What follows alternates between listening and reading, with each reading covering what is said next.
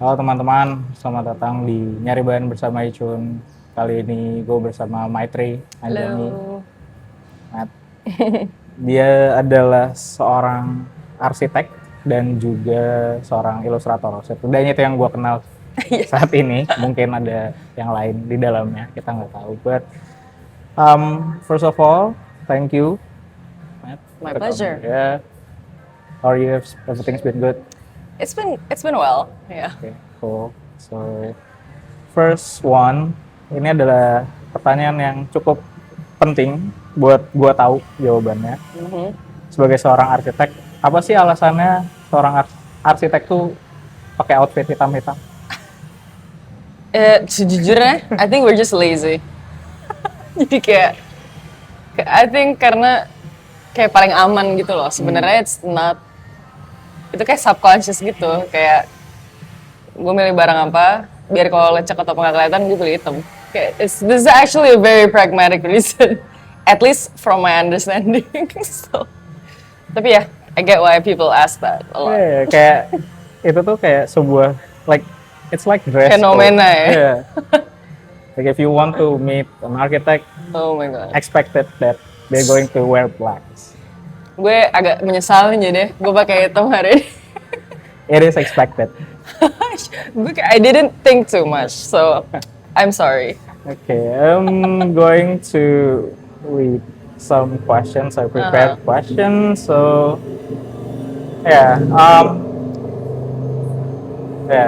this is what happened when you do interview di tempat umum. Nggak apa, natural. Yeah. So, jadi arsitek tuh itu cita-cita lu nggak sih? Or how does it come up hingga akhirnya lu memilih untuk menjalankan sebagai arsitek gitu? Jadi sebenarnya dulu tuh gue cita-citanya aslinya banget. So gini, growing up, I changed my dream a lot. Ini kayak I wasn't really, kayak gue nggak tahu satu hal yang pasti lah gue mau jadi apa. Tapi yang jelas it's all like designer based gitu. Jadi waktu kecil gue pengen jadi fashion designer, random. Terus tiba-tiba gara-gara gue main Barbie game PC gitu, gue main The Sims, gue pengen interior awalnya. Terus makin gue suka gambar dan lain-lain, tapi kan gambar-gambar gue bukan yang kayak realistic like drawing, so I really wanted to be an illustrator at some point juga. Cuma terus setelah gue navigasi through all of this, kayak terus gue mikir kayak terus gue mulai rasional aja gitu ketika gue choose what I want to pursue like for the long run, kayak mana yang bisa gue mungkin ekspansi, yang dunianya mana yang paling luas lah kurang lebih gitu. After gue did my research and stuff, and kayak arsitektur nih kayak is a world that I would wanna be in for a long time. And kalau mau poetic answer-nya, kayak gue selalu gara-gara gue nonton Inception waktu itu. Terus kayak gue kayak seru juga ya gue nanti when I die, I get to like leave something that's like huge.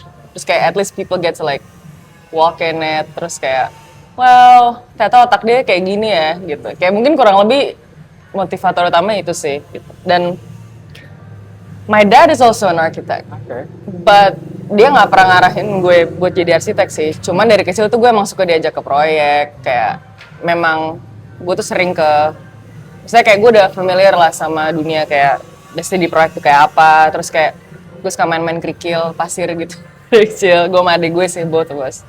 So I guess kayak subconsciously it was like implemented in my brain, kayak make sense ya gue jadi arsitek. And ya sampai sekarang sih mau gue seberpaling kayak apa ya, I can't leave it. So I guess I'm like fortunately stuck with it. Okay. Oh, that's really nice story. Tapi ketika lo menjalaninya, at least ketika proses belajar gitu, apa yang buat lo menarik gitu? Karena I think we grew up at the same time, where we're kind of the same age. Terus kayak even ketika kuliah tuh our dreams change, our goals change. Tapi kayak you stick in that di arsitek gitu. What interests you? I think waktu gue kuliah ya, sebenarnya I feel like it was very hard. Kayak I was close to like apa ya kayak sebenarnya kayak gue nggak terlalu suka lagi gitu. Gue udah ada pikiran ke sana karena ya I think well known lah ya kayak kuliah arsitek tuh kayak torture, ya, arki torture. Terus kayak terus kayak I think like ketika terus kayak gue tuh bener-bener baru merasa kayak gue bisa nih, kayak gue suka nih, itu tuh kayak setahun terakhir gue kuliah. And then I kind of found, karena kan kayak gimana ya, kalau orang gambar udah ada style, cuma kan orang bikin rumah kayak where do you start? Karena you don't actually, lo kan you don't grow up doing floor plans. Yeah. And like first diving into it kayak kan 3 meter tuh berapa sih, kayak gue bener-bener kayak kikuk gitu. I didn't know how to operate like internally, gue tuh nggak tahu how to think in scale. Kayak gue tuh selalu harus scale otak gue, terus kayak it was hard at first, terus lama-lama ya kind of get the groove of it like during setahun terakhir lah gitu.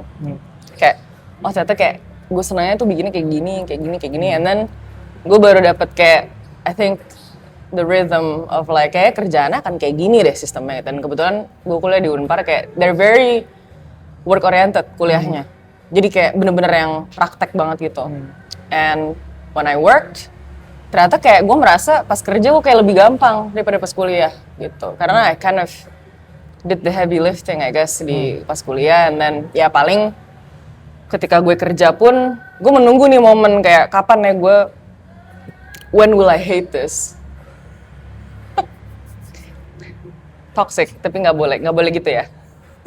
Cuma kasusnya di gue. Terus kapan ya gue meninggalkan ini gitu. Gue udah mikirin exit plan gitu, tapi ya alhamdulillah things went my way, and gue nggak salah pilih lah gitu.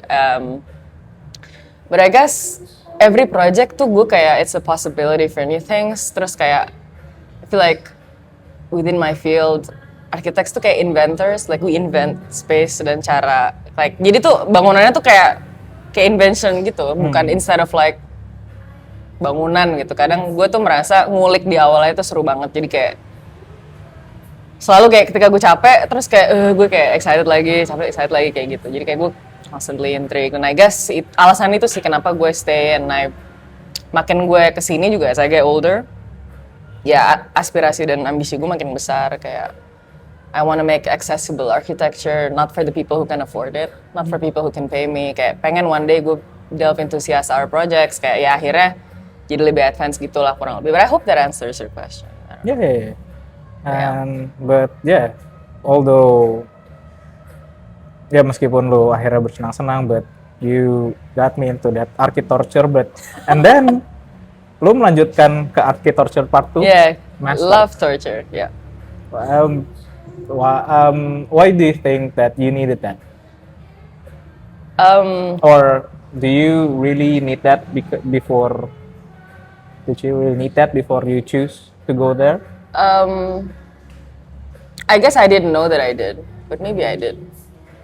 Kayak ternyata ya, I love the challenge juga ternyata. And I love that it's constantly demanding more from me. Kayak in a way that I think it's good for my progression, walaupun prosesnya ya macam-macam lah. But now I'm way wiser during that process. Yeah, instead of like, karena ya I used to like, gue agak imposter syndrome ya, gue bikin gini.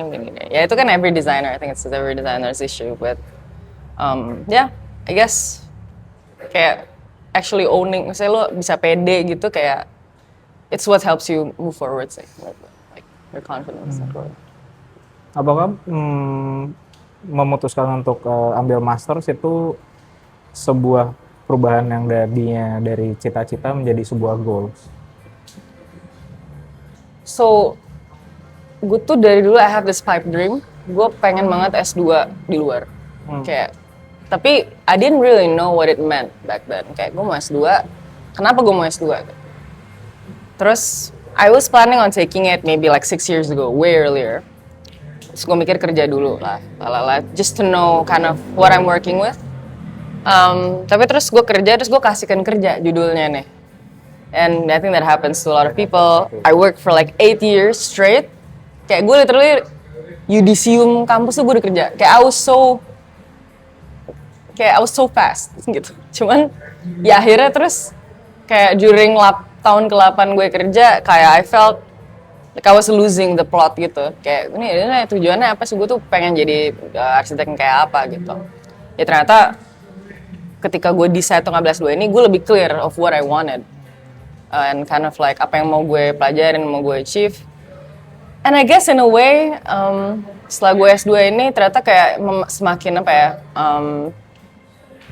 semakin najemin aja gue kayak, oh ternyata lo tuh sama yang kayak gini, dan lo tuh paling nyaman kerja kayak gini, researching this gitu. So I guess it kind of solidified what I wanted what in my head, gitulah kurang lebih. But kenapa lu memilih UCL Bartlett sebagai kampus? I mean, what's the difference other than I don't know TU Delft or MIT? So Bartlett kan #1 architecture and built environment in the world, but actually that's not why I chose it juga sih, karena kalau let's say kita sandingannya tuh Delft, MIT, they're very technical universities, dan gue sangat, bagi gue kayak sebenarnya lo jadi arsitektur lo nggak perlu S2, lo akan tetap bisa-bisa aja kok bikin, cuman lo mau mendalami apa gitu kan sebenarnya. Menurut gue kayak most fields lo butuh S2 untuk like specialize in some things, cuman menurut gue arsitektur lo nggak wajib banget sebenarnya S2. Kayak lo pengen najemin apa, ini my personal opinion ya, maybe a lot of people would not agree with me, but gue emang pada saat itu gue pengen lebih yang conceptual, jadi kayak lebih ke yang design bukan yang engineering. So gue nyari masternya architecture, dan gue nyari kampus mana yang paling bisa kayak ngasih gue bener-bener freedom. Dan gue sangat looking forward ke Bartlett pada saat itu karena dia punya namanya BMade Lab. So it's a laboratory of experiments yang kayak lo bisa on hand trial kayak materials, dan mereka punya kayak the most high tech stuff pada saat itu yang basically di Indo tuh pada saat itu belum ada lah gitu. So gue looking forward ke kayak literally dia ada mesin wood cut, laser cut, metal cut. Masalah laser cut banyak lah sekarang. Cuma misalnya kayak dia bisa kayak literally lo pemotong besi itu ada di kampus. Kayak you can use it anytime. 3D printer, 3D scanner, kayak lo mau nge-scan badan gue nih, lo taruh juga bisa. Kayak it was so fun and I wanted access to that. Dan ya ternyata benar, saya Bartlett tuh sangat, ya S2 UK gimana sih, kayak halu-halu gitu kan biasanya. Kayak selalu kelasnya tuh kayak, ini mah nggak bisa dibangun. Memang gue nggak belajar arsitektur basically di sana. Jadi judul course gue architectural design. So lebih ke design thinking sama design proses gitu. Yang kebetulan departemen gue itu material lab. Jadi kayak gue literally di sana ngecor beton, kayak ngulik kayu. Udah kerjaan gue kayak nukang aja. Lu tuh tertarik sama apa waktu kayaknya itu tugas akhir lo atau something ya? Yeah, kayak yeah. lu membuat dari beton gitu itu atau dari sebuah furnitur. Yes. Ya. Bisa ceritain nggak prosesnya? Why dicuci? Maksudnya beton ya kita tahu beton bisa dijadiin furniture, but what you brought to life, it's so bizarre, but it's so grotesque. Yeah, I know. You either hate it or you just really like it. And I want it, gitu. So itu tuh sebenarnya kayak menurut I think is the milestone of my masters tuh kayak wow, gue bikin this furniture that people can either really people can't get their eyes off it, tapi kayak they really hate it, they feel very strongly about it. Dan sebenarnya gini, gue tuh emang milih course itu karena mereka juga merambat ke kayak produk in like industrial design, and which itu tuh dunia yang mau gue selami lah gitu. Dan gue tuh nggak pengen limit kayak as I grow older, ternyata gue pengen banget jadi kayak multidisciplinary space designer, kayak as in kayak gue bisa merambat ke interior, bisa jadi nggak cuma arsitektur doang. Kayak gue tuh pengen ngerjain like meja, kursi, lampu, kayak gue tuh sebenarnya pengen ngerjain semuanya lama-lama, kayak all kinds of skill. Dan kebetulan emang di Bartlett pada saat gue itu fokusnya tuh ke casting temanya. Jadi per tahun tuh beda mereka. Ada yang kayak joinery itu kayak sambungan-sambungan dan lain-lain. Nah, kebetulan pas gue kesana casting. Jadi emang mau nggak mau you work with concrete. Karena kayak what else would you cast with? Mungkin ya sisanya plaster, gypsum kayak. Cuman of course yang paling kuat dan durable kan concrete. Cuma unik kayak waktu itu masters gue adalah gue bawa kayak sustainable materials into this conversation. It's like kayak ironic, kayak concrete is not sustainable. And then gue use cetakan itu semua pakai leftover cardboards yang gue temuin di jalan. So it's basically a chair from garbage. Jadi kayak it's about me adding value to something that people overlook. Konsepnya gitu pada saat itu.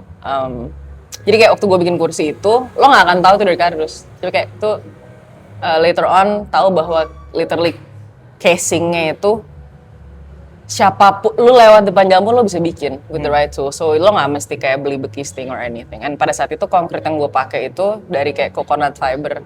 So it's as sustainable as it can get at that point. Gitu.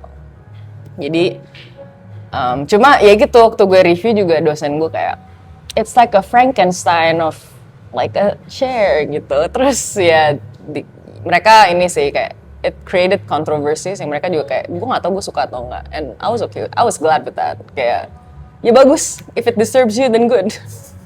That's what you want. That's what I wanted gitu. Terus ya akhirnya sebenarnya muncul dari dosen gue kayak you can literally make a building out of cardboards. I might as well gitu kayak. So yeah, anyway. Itulah makanya Frankenstein gue lahir, I guess. I'm really proud of it.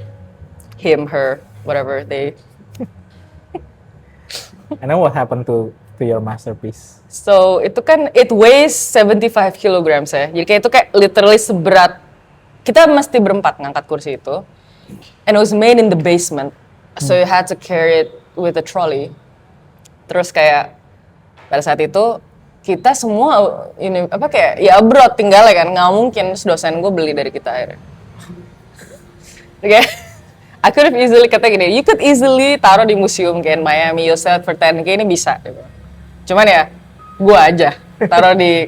Jadi kayak dosen gue punya farm buat kayak students kerja di situ, terus dia bilang ya buat farm ini. So. But yeah, I mean, knowing that something so grotesque can be appreciated. That's Bartlett. Yeah. Wow. But you said that design thinking gitu ya.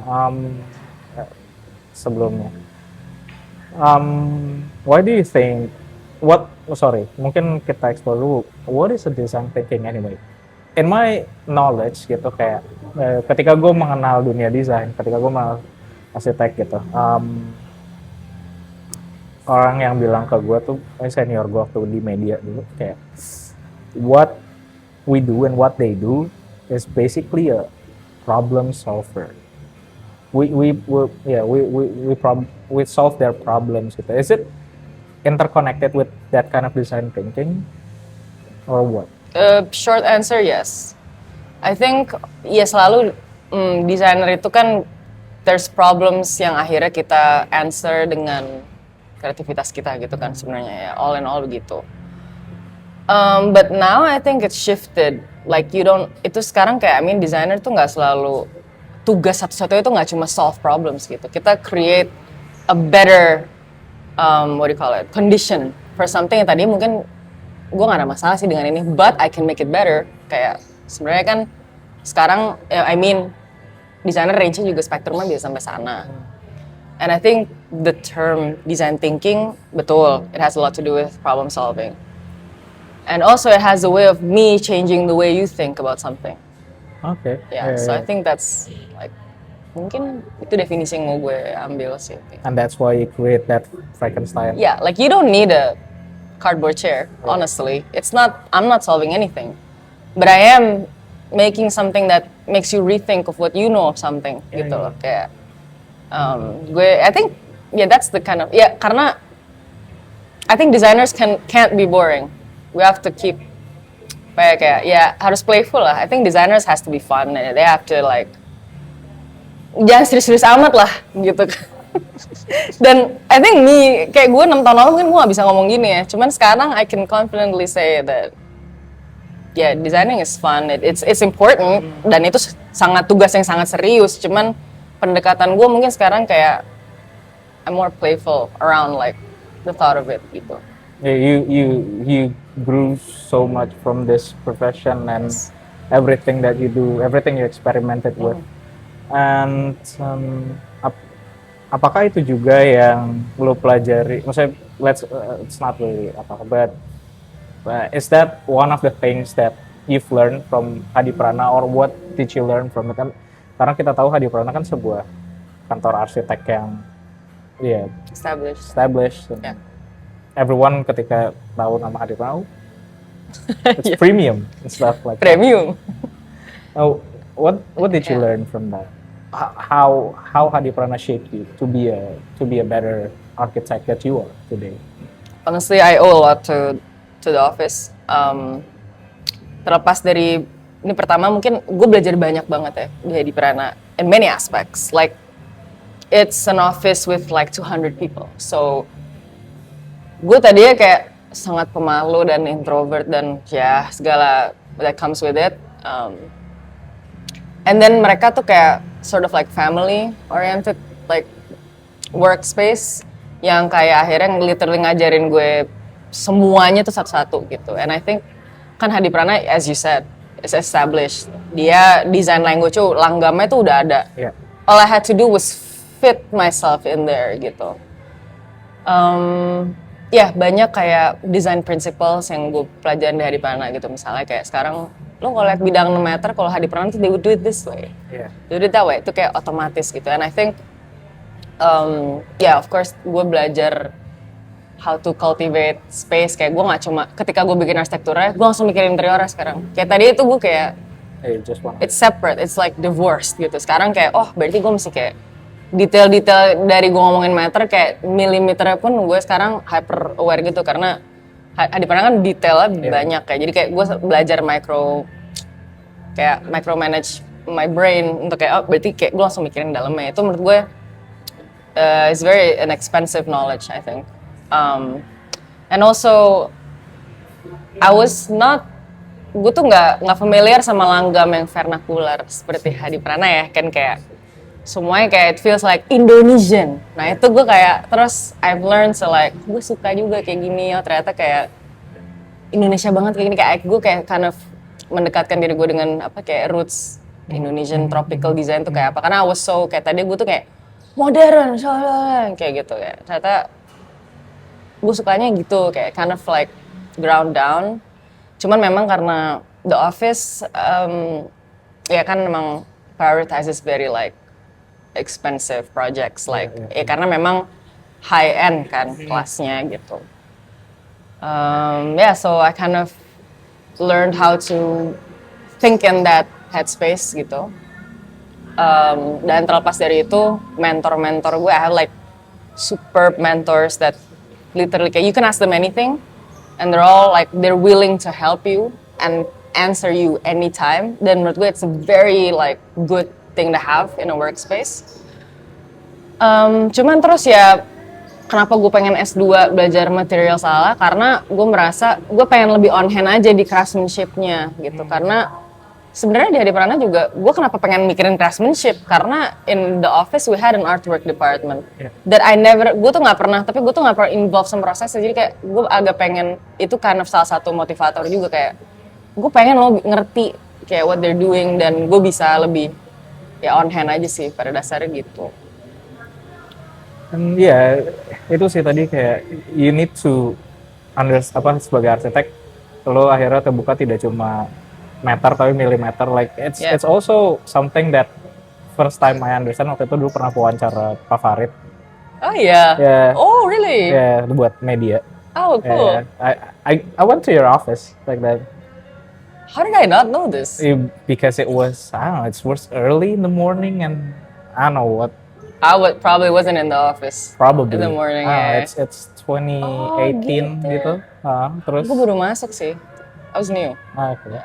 Iya, terus ngobrol kayak kan waktu itu kayak design director something. Yes, terus dia design director. Terus kayak arsitektur buat design director, terus kayak akhirnya nanya kayak ya di sini tuh kayak nggak cuma kita ngegambar bangun ruang dan segala macam, kita harus mikirin holistiknya seperti apa. And that's new for me kan, coming out from a literature kid, nothing about making stuff, gitu, building stuff. Gitu. Ya itulah, I mean, ya Pak Farid itu kayak kita very much look up to him. Dia kayak Bible kita lah gitu. And me personally, I admire everything he stands for. Karena literally sama dia, lo bisa dari ngomongin master plan, kayak you know master plan kayak jalan raya ini blocking, itu kan makro banget ya. We look makro, tiba-tiba terus 5 menit berikutnya dia ngomongin handle pintu. Kayak not many people can do that. To like zoom in a flash gitu. Itu gue admire banget sih. Yeah, it was really eye opening sih waktu ngobrol sama dia gitu. Maksudnya gue waktu itu masih baru juga sebagai orang yang kerja di media interior dan arsitektur, and talk with him, getting to know him, terus sampai sekarang tuh kalau misalkan orang nanya portofolio gue, hasil wawancaranya selalu gue adain. That's nice. Kayak I feel like I was an interviewer, I was a media person gitu. Right. And okay, so again, ketika lu udah berkembang, lu menemukan banyak hal, ilmu yang udah lu dapat, and then now you have your own office, your firm, architectural firm. We're starting to, yeah.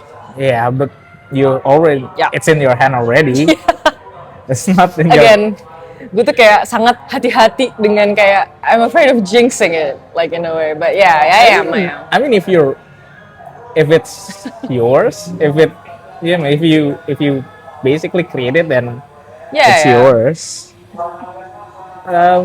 Apa misinya yang lo mau show lewat firma lo saat ini? You can mention the name. So firma gue sekarang namanya IMA. Gue berdua sama partner gue Irfan. Kita aim to be sebenarnya multidisciplinary design lab sebenarnya. Jadi kayak kita nggak mau cuman stuck di arsitektur seperti aspirasi yang tadi gue sampaikan ke lo. We want to like even bikin kayak handle-nya, kita mau bikin lampunya, customize everything. Tapi itu kan ya of course cocok-cocokan proyek ya. But yeah, our vision is to like create have the freedom to create untuk clients yang kayak butuh bantuan of many things gitu ya. We want to create that world kind of kayak satu bangunan yang kayak nanti kita customize semuanya. Soalnya mimpinya itu sih gitu. And it's kind of like a playful approach to design. Jadi kayak sebenarnya on the contrary to, so let's say ex kantor gue bisa di Hadi Prana, itu kan it's very serious and formal and like semuanya formal, semuanya cantik, elegan, rapih. Nah, I kind of wanna break out of that.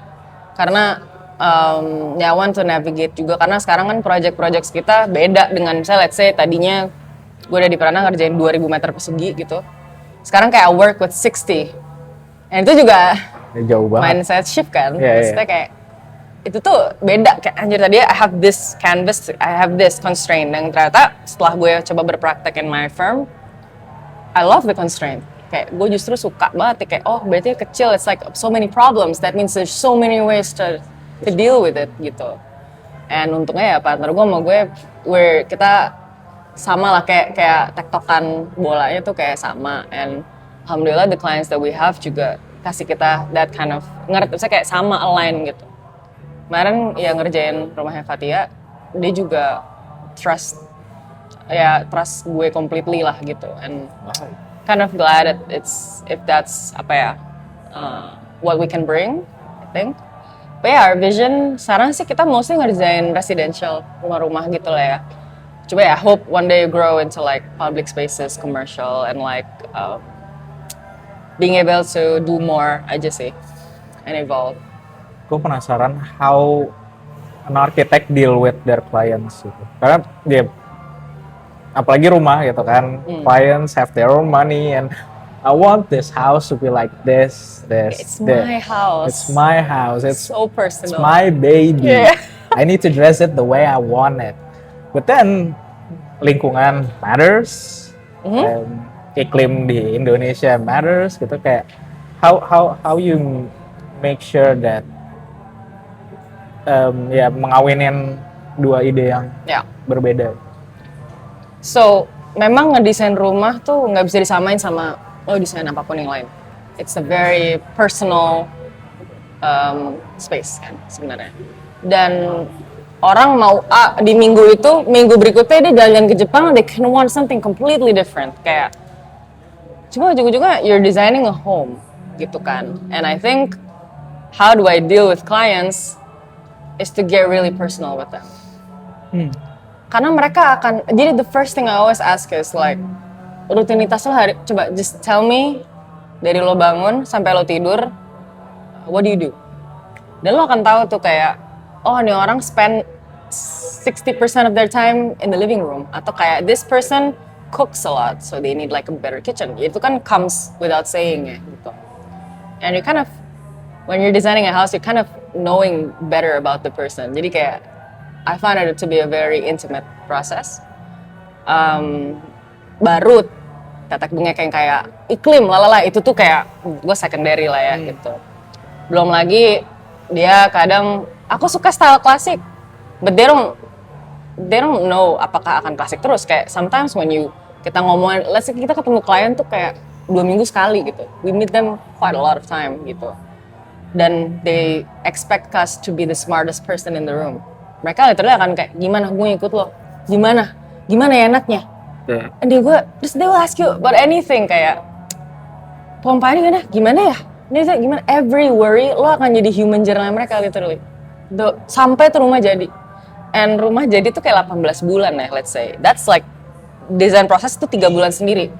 Itu gue bisa banget kayak, ditelepon malam-malam kan, gue tuh kayak mau nangis kayak, gimana ya? Gitu, kayak, jadi, if you ask me how I deal with clients, it's to just be as human as possible gitu. And actually ya namanya juga kita kan konsultan, kita kan jasa. Kerjaan jasa di mana sama kayak dokter juga dengerin pasien. Kurang lebih sama lah di kasus kita gitu menurut gue. Kita bener kayak we're trying to fit ourselves into their shoes dan ngebayangin gitu. Kayak, dan serunya lagi adalah kadang the way we make the house is to solve their problem. Misalnya kayak gue jarang bangun pagi, gue bangun siangan mulu. Gue bikin kamar dia ekstra terang biar dia bangun pagi. Gitu.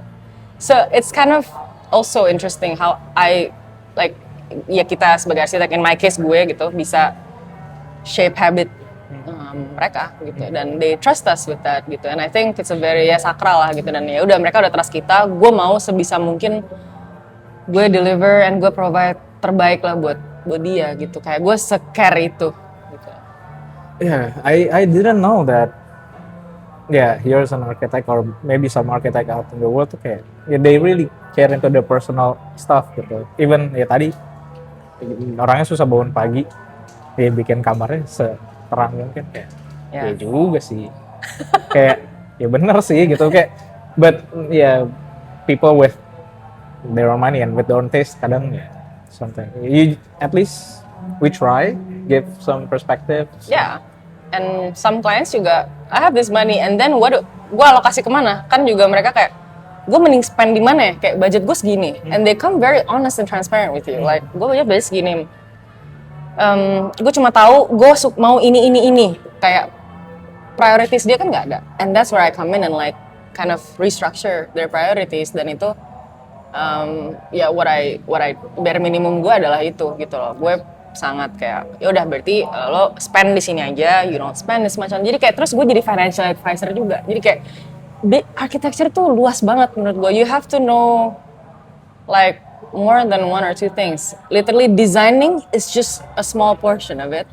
The rest is managing, the rest is like networking, the rest is lo bisa nggak communicate maksud lo ke tukang lo.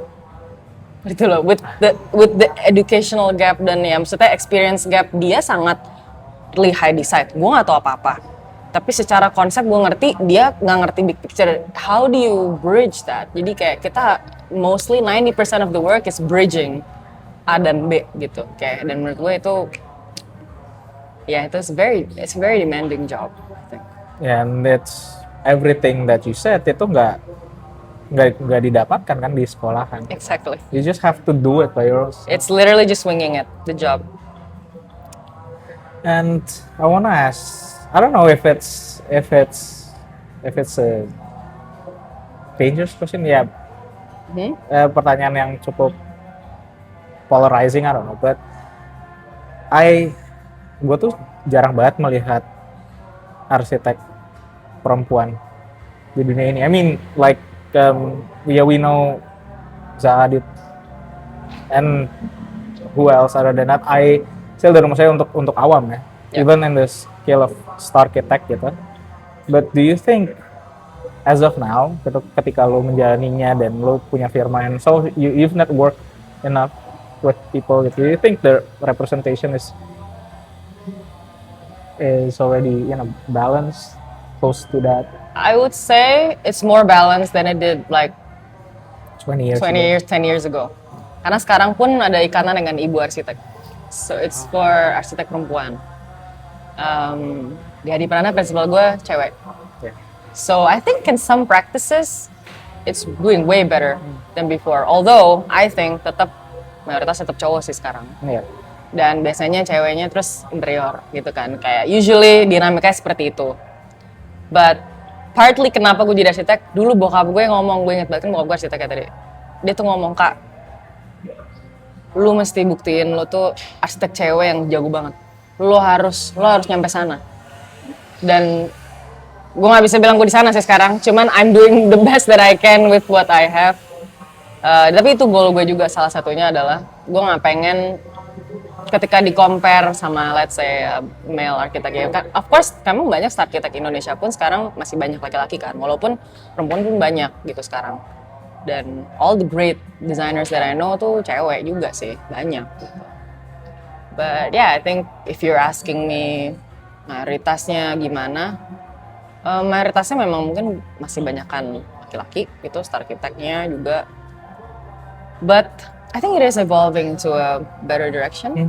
And sekarang pun di workplace udah nggak dipandang sih, kayak maksud gue, at least mungkin gue privilege yang ngomong gitu di kantor gue gitu, cuman they view as equally.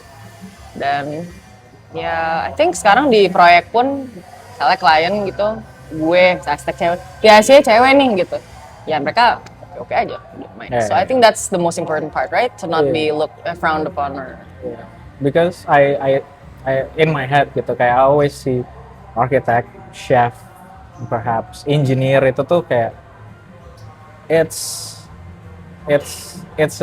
a very apa ya, rigid environment. Dan ya I'm happy gitu ya, kayak di tempat-tempat seperti itu now we see more and more representation, progress and everything gitu. So yeah, for the future, girl architect, girl power architect, do your best. Let's go. I'm quite happy juga sih karena selalu kan kayak kadang gue tuh, ini gue sampai cerita ya, sorry if I'm like cutting your like buying time. It's because this interview is about your story. I think about it a lot actually, kayak that part of the conversation, kayak gue pernah meeting gitu, I was the only woman in the room and the rest is like 40-50-year-old dudes. Terus kayak, paling cantik nih hari ini, kayak ada remarks kayak gitu, dan itu gue kayak udah normal banget, udah gue normalisasi, kayak I have to be able to like, I'm okay with that, kayak gue not like angry or I don't feel aggressively towards it, cuman ya itu faktanya adalah seperti itu gitu. And I hope one day ya udah nggak ada sih ini mas gitu. It's uncomfortable. Exactly, it just makes it weird aja, kayak terus gue merasa kayak agak uneasy karena terus gue leadernya di ruangan tapi kayak gitu, kayak ya dinamika itu yang ya gue harap kayak itu only one time thing sih itu di gue, and I wish that it's more comfortable than that. But, right. cerita aja. Of course. I mean, it's your platform to tell stories about yourself. But yeah, keep going, girls. Kayak, just assert dominance. That's my. Kayak if you don't trust you, they won't trust you. Jadi kayak udah lo just command, just embrace it. Yeah. Embrace your voice. Yeah. You should. Dan lu juga punya, I don't know, is it a side hustle as an illustrator or is this something that you like doing? So it was at some point. Karena kayak I used to draw a lot, and gue kan suka jualan juga dulu. I used to take commissions also.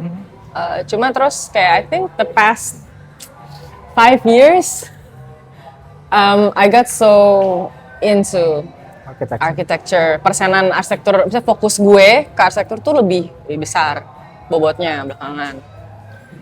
Dan gue, if writers have writer's block, then I have whatever this is called. Kayak, which I'm changing this year. Karena gue pengen banget bisa gambar lagi gitu. And my life has been a marathon run since the past 6 years. Energy is expensive, time is expensive, and I had neither. So, yeah, but gue sangat pengen gambar. I used to draw a lot karena I used to have more spare time. And I used to be so sad a lot, so I drew a lot. Kayak main source of ini gue tuh sadness, just depression and sadness. And lately, I've been so balanced that it's not a flex at all. Maksud gue kayak I have been getting my shit together. Sampai terus kayak the drawing takes a backseat, and it's like, but I used to be so worried juga, kayak nanti kalau gue megang beban gue nggak bisa gambar lagi gimana gitu. Tapi kayaknya enggak deh, kayak I think it's one hobby that will never betray me. I think it's an escape pod. It'll always be there, and ya memang nanti ada lagi animonya mungkin. But I'm working on that right now. Sekarang kayak gue targetin sehari gue gambar apapun, kayak without the fear of having it to be an ugly drawing. Kayak gue nggak pengen fear itu jelek atau apa ya. I just do it like a muscle, like it's a muscle. Yeah, so I'm working on that. Yeah, the reason why I asked you about that itu karena at some point dulu waktu awal-awal band gue lagi rekaman, yes, bikin single and everything. I remember. Kayak I was thinking like, I'm going to text you and like, do you want to create this? You know, like a cover for our single, but then again, we're too broke to do shit. I don't think we can pay her. So yeah, let's do something else. Oh my god, no, definitely. Come on. I mean, I'm always down to like collaborate with my friends. Yeah. So it's something I'm always open to. Yeah. So definitely. Yeah. So being in what have you done in illustration? Have you ever done a collaboration like that? You know, like creating some merchandise for other people or bands or artists? Kalau misalnya official collaboration sama kayak artis gitu, sebenarnya dulu banget gue pernah bikin poster Marijana. They used to have a concert di sini, terus kayak 360 itu kayak yang asked me to do a poster, and I did. And then kemarin my best friend dia baru jadi emerging musician, and gue bikin semua merch dia kayak kaos, keychain, and I did like stickers and everything. So ya I'm down for it. Cuma mungkin gue tuh kurang publicize diri gue kan memang. Kayak I'm always kayak I hate commercializing myself. Maksudnya kayak gue tuh nggak bisa, bukannya gue nggak suka, emang gue tuh nggak lihai gitu loh, ngerti nggak sih? Nggak bisa, gue tuh makanya creator sama manager selalu harus beda kan. Nah gue tuh nggak bisa sama sekali nih kayak promosi ini, kayak putting it out there. Harusnya kan gue jualan mungkin kayak arket atau apa gue jualan sekarang. Tapi kan emang I don't put myself out there, which is the problem sekarang dengan ya time yang gue punya. But terlepas dari yang tadi lo tanya gue, I do private commissions a lot tuh, kayak portrait commissions. And I used to sell merchandise tapi atas nama gue sendiri, jadi kayak OC sih, bukan kayak gue ngerjain fan art atau apa. I think if that's what you're asking me so far, yeah.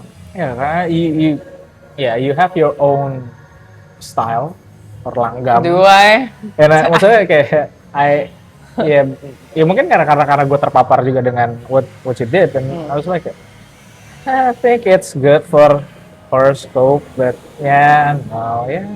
don't have the money, and then we'll think about it later. Still have so much time to do it. So. Yeah. But then, what are your goals as an architect? As an illustrator. Gue pengen banget jualan tahun ini, sejujurnya. Cause me and my boyfriend, he's also an illustrator. We're thinking of like opening a booth together. Itu kayak goal 1. Karena dari situlah gue baru tahu nantinya mau dibawa kemana. But yeah, terus gue nggak punya art account bahkan. Jadi kayak art account gue tuh nyampur sama my personal one. Gue nggak serius itu maksud gue. Dan I wanna change that, so I recently just made it. Jadi kayak sacrilege S2.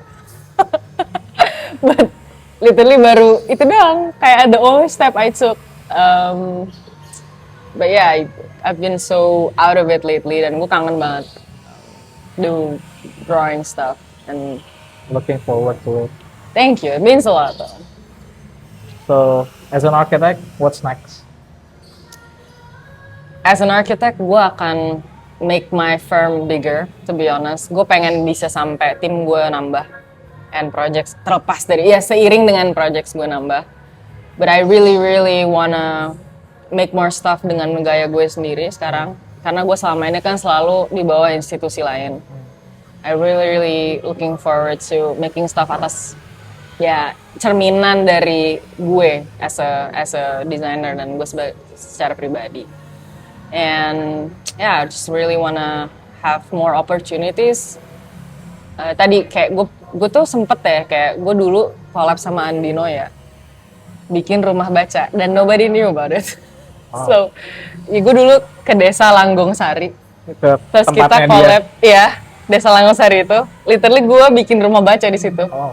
Gue dan partner gue ini. It was like 6 years ago, I think. Tapi ya terus nge-republicize langsung dipakai bangunannya. Gue nggak tahu kabarnya sekarang. But I'm super down untuk project kayak gitu juga sekarang. So ya, karena ya gue baru balik S2 2 bulan yang lalu. I'm in limbo right now. Like I'm kind of like between, kayak gue di gray matter gitu gue sekarang. Kayak gue belum merasa gue di sini, gue masih di sana mentally, tapi kayak ya gitulah. But yeah, gue cuman looking forward untuk kayak bisa running lagi sih and kind of restructurize my life and align sama pertanyaan lo sih. Okay. Can't wait to see that. Thank you so much. So, the last question is always about something. It's always about gratitude. So, Oh my god, I will be so bad at this. Okay.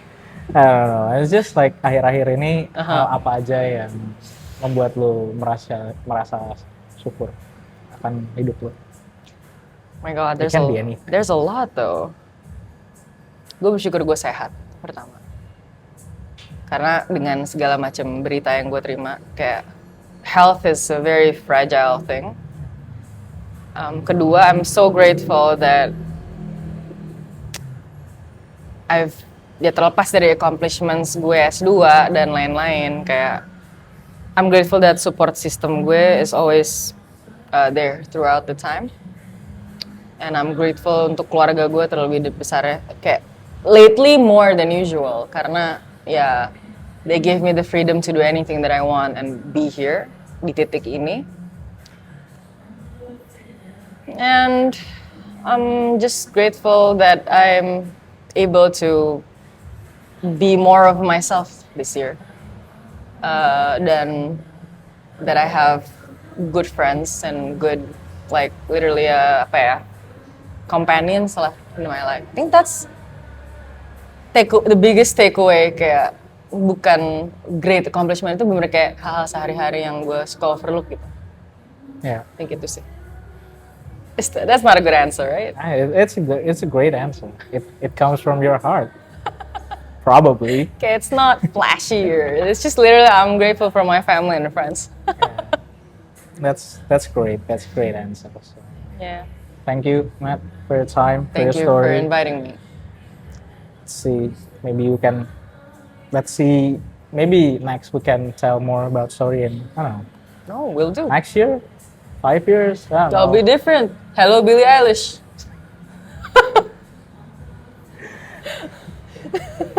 Bye bye. Bye. Thank you.